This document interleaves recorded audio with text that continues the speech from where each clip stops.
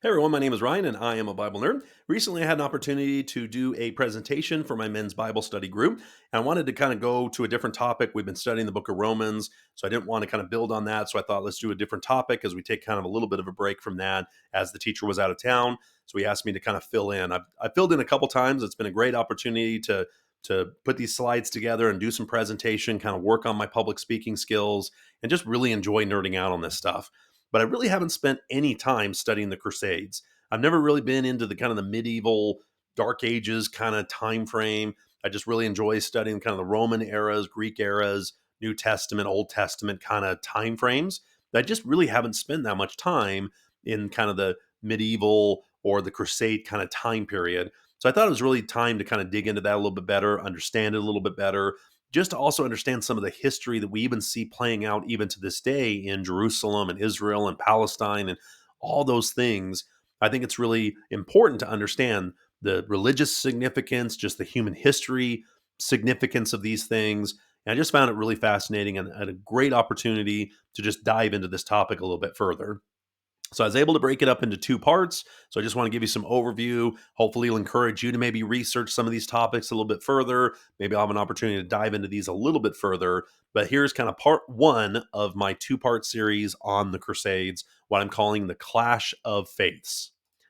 Now, the first thing to understand about the Crusades, we need to understand a little bit better the rise of Islam. And I don't know enough about that religious group. I've studied a little bit more. I've started watching more videos. There's a guy named God Logic that I've really enjoyed watching his videos and some of the discussions that he has.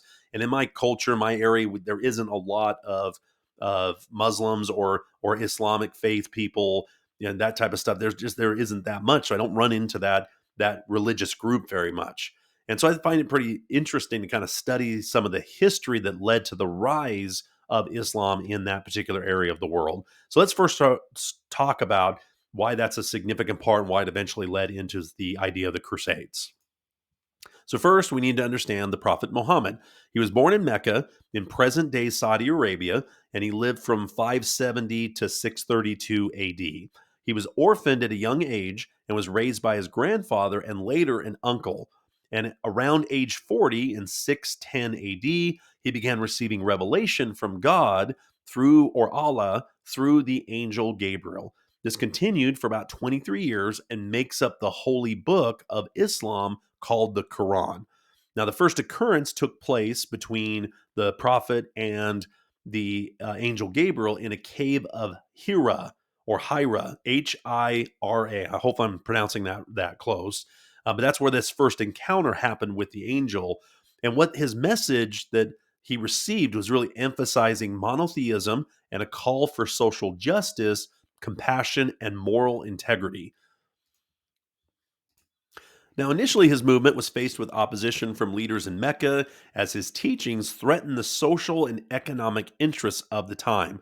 And by 622 AD, Muhammad and his growing group of followers made the Hijra, or migration from Mecca to Medina to escape persecution. Now, in Medina, it was pretty fascinating. They created the first unified community and outlined rules and responsibilities for Muslims and non-Muslims in the area, which became known as the UMA or UMMA document, which was also known as the first written constitution. So that was kind of the idea of the rules, and you can really see the social responsibility, some of the personal integrity that was kind of built into these constitutional type documents for this early settlement, this early area of the Islamic faith. And then after the prophet's death in 632 AD, his successor, Abu Baruch, Bakr, hopefully again I'm pronouncing that correctly, and no disrespect if I'm pronouncing it wrong, but he became the successor during kind of this era after Muhammad's death that ended up being known as the Ridda Wars or even the Wars of Apostasy. It was designed to suppress some of the tribal rebellions, which were aimed at breaking away from this newly formed Islamic State. And these battles and these victories really unified the Arabian Peninsula and eventually expanded the Islamic Empire all the way to the fringes of the Roman and the Persian empires at the time. So it's a pretty fascinating part of how much this was unifying kind of the area. not only were the people that were just upset with Roman rule for centuries and some of the things that they did during the Roman rule, but just the unified presence of this new Islamic faith. And then we have the Battle of Yarmouk, Yarmouk. Sorry, Yarmouk. I hope I'm pronouncing that again right. Yarmouk is what I most commonly heard it said on the internet. But this was one of the most significant events in history I really hadn't heard anything about. What was left of the Roman Empire, known as the Byzantines, and what was left of the Persian Empire, they were in this decade-long battle that was known as the last great war of antiquity, and it really weakened both sides. This allowed for this expansion of this new Arab nation, this newly founded Islam, and it started off as these little smaller raids, the Ridda Wars, kind of these raids all over the place. But by 633, following a defeat in Damascus, both Persia and Romans took notice of this newly formed group.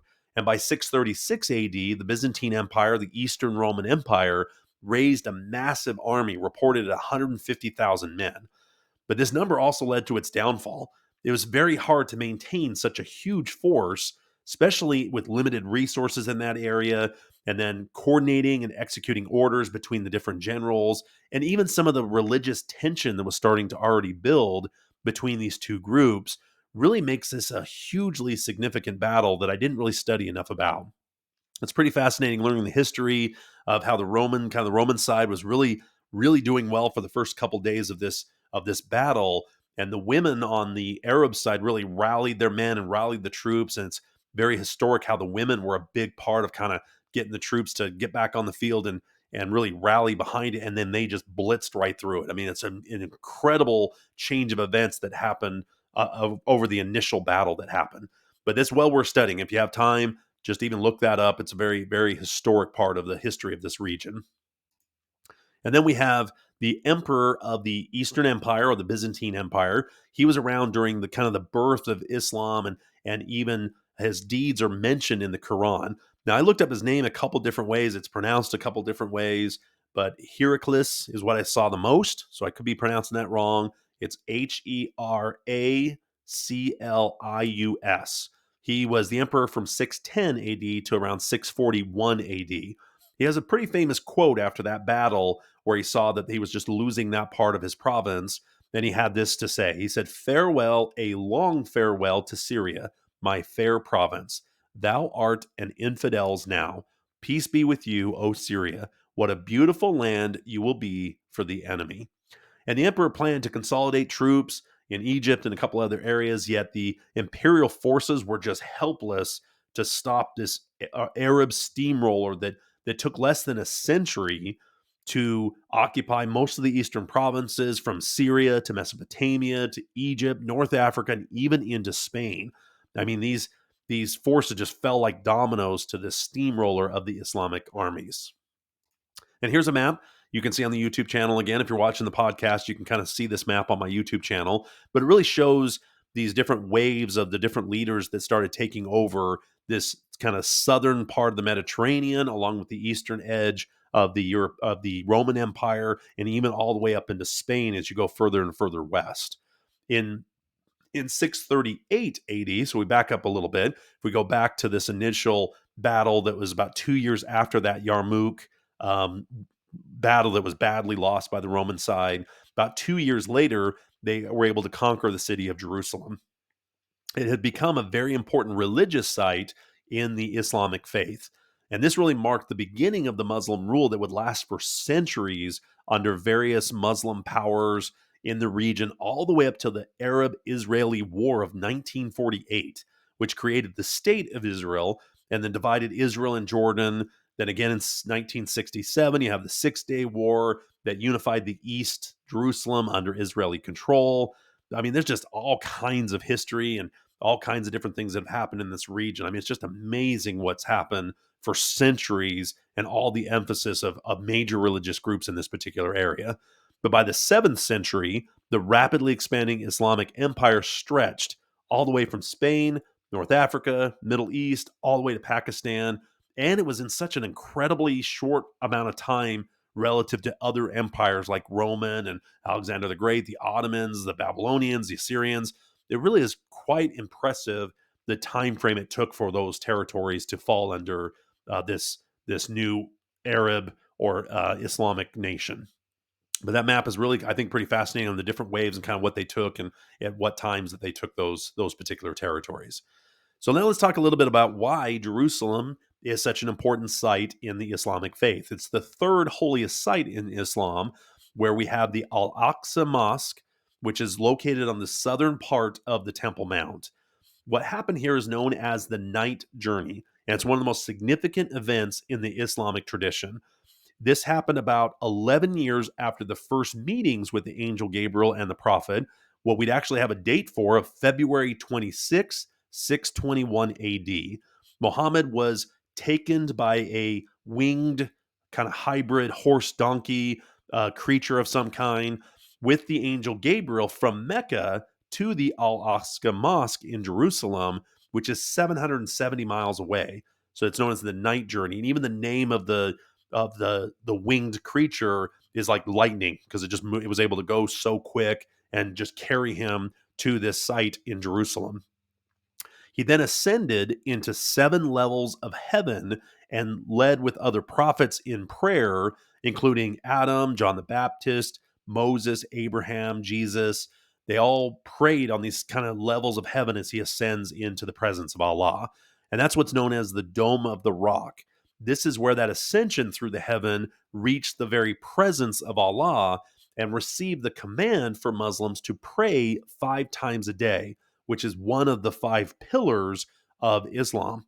And Muhammad was cleansed and prepared for this journey through the heavens by Gabriel, the angel Gabriel, and by Michael, in which they removed all traces of error, doubt, idolatry, paganism, which then filled the prophet's heart with wisdom and belief.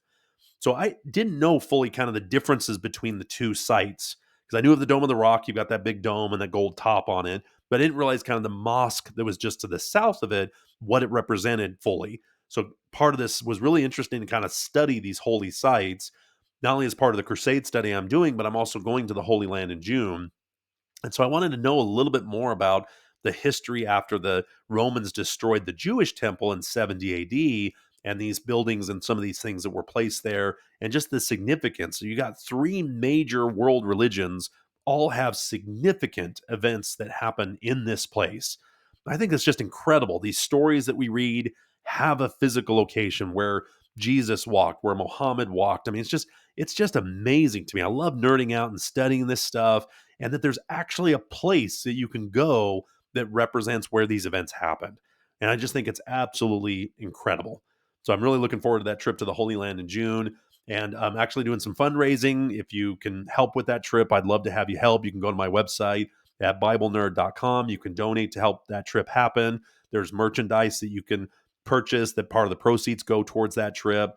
I'm just really excited to physically go to some of these places where just history and religion and theology, all this just happened at these places. I just can't wait. It's just gonna be so much fun. And it just I really feel like it's a pilgrimage to go back to really see these places I've been studying about for so long. So let's talk a little bit about the Byzantine Empire. And it's funny, just the other day, after I've done this presentation, I heard somebody call it something different that just was I don't know if it was their English accent or something. They called it the Byzantine or something like that. I've never heard it called that. So I'm just going to stick with the Byzantine Empire.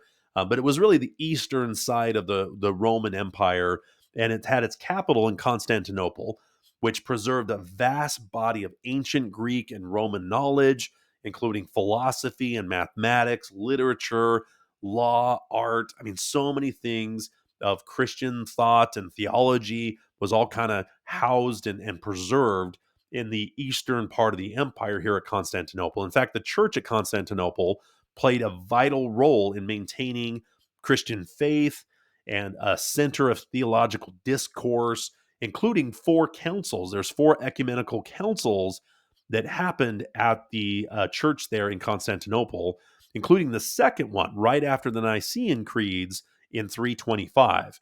So in 381 was the second council that was there at Constantinople, along with one at 553, 680, and 869. And it's really fascinating studying all these councils from Nicaea all the way on. and how they're just wrestling with Trinitarian ideas of what do you mean by God's will and how does that differ from Jesus's? How does the Son of, or how does the Holy Spirit tie into all this? What substance are they made of? Who came from what?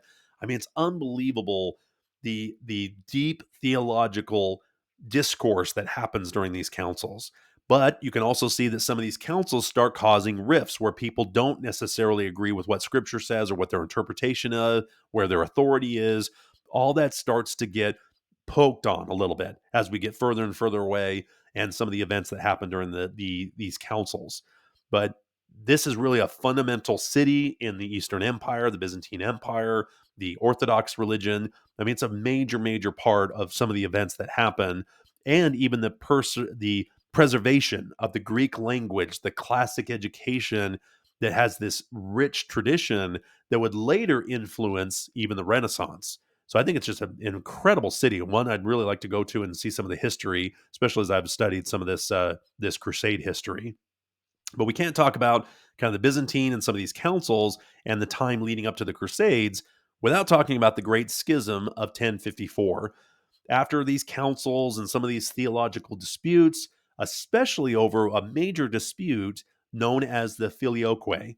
What this was is they added to the Nicene Creed in the Western Church and the Son. That's what Filioque means, and the Son was kind of added to this Nicene Creed that said where the Holy Spirit came from. And it came from the Father or the Father and the Son. The Western really added that as part of their honoring of the Son and just part of how the Holy Spirit all played into this, where the Eastern Church said, no, it's just from the Father. And so that became a major theological dispute along with the substance and so many things that kind of led up to it. But why it's known as the Great Schism is in 1054, each side of the empire, each side of the churches, the ones in Rome and then the one in Constantinople, basically excommunicated the leader of the other side. So that's what really kind of capped off all the disagreements that just couldn't find common ground, couldn't work their way through it with councils. And by 1054, you now have the first kind of division of the Christian church. I mean, there's disputes between bishops and other areas, but this was like the first major separations between the Roman Catholics and the Orthodox. Now, since then, we've had other schisms, if you will. We've had the Protestant Reformation, you've got the other denominations, but this really was a major, major split that happened. And it's really important to know that date, 1054, because that's going to play out on some of these other dates as we start entering into the time of the Crusades.